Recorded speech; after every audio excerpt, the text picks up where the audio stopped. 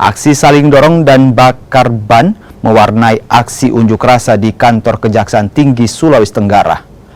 Aksi saling dorong terjadi saat mahasiswa dari Universitas Muhammadiyah Kendari memaksa masuk untuk bertemu Kepala Kejati Sulawesi Tenggara, namun dihalangi aparat TNI dan Polri.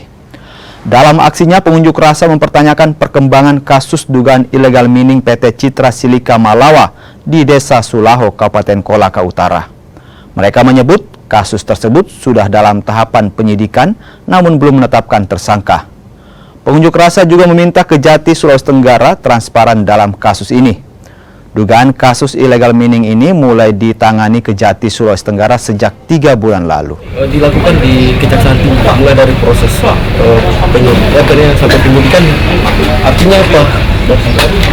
Independensi Kejaksaan Tinggi ini sangat kita butuhkan. Jangan ada disparitas, perbedaan penanganan hukum di situ. Nah, kenapa? Kalau misalnya terjadi, ini akan menimbulkan reaksi yang berlebih terhadap masyarakat. Kita pada dasarnya datang ke sini ini ingin lakukan aksi damai, ingin lakukan aksi secara terbuka. Kita ingin ketemu Kepala Kejaksaan Tinggi, tapi ketika kami tidak ditemui oleh Kepala Kejaksaan Tinggi, jadi aneh. Berarti ada problem, ada masalah di sini. Kita tidak inginkan bahwa ini menjadi sebuah pemikiran buruk masyarakat terhadap Kejaksaan Tinggi.